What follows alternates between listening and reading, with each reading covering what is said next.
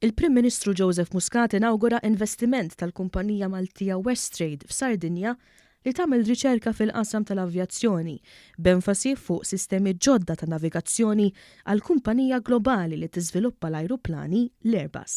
Il-kumpanija Maltija bbażata f'Sardinja u għandha interessi Taljani fil-waqt li timpjega inġiniera u ħaddiema oħra Maltin. Il-kumpanija qed tistudja l-użu ta' sistemi bħal drones u sistemi ta' trasport fl-ajru tal-futur bi proġett magħruf bħala BAT, b'investiment ta' aktar minn 8 miljun euro.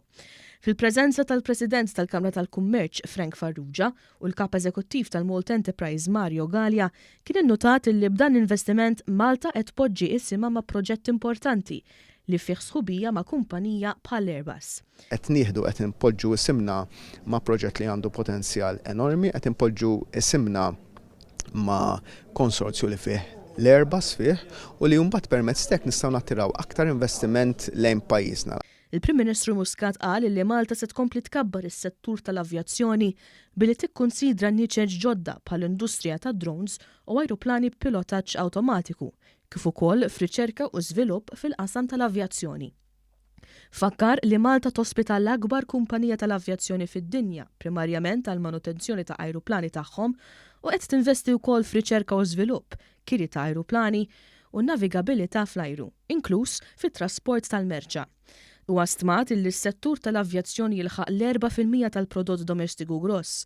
Dr. Muscat qal li Malta hija miftuħa għal aktar kumpaniji foqsma differenti, speċjalment foqsma ta' xjenza, riċerka u żvilupp.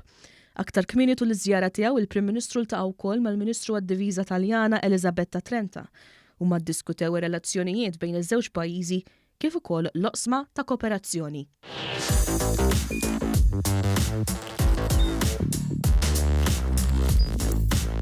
Idħol fuq one.com.mt u hemmhekk tista' tara l-programmi kollha li jxandru fuq One permezz ta' One Play.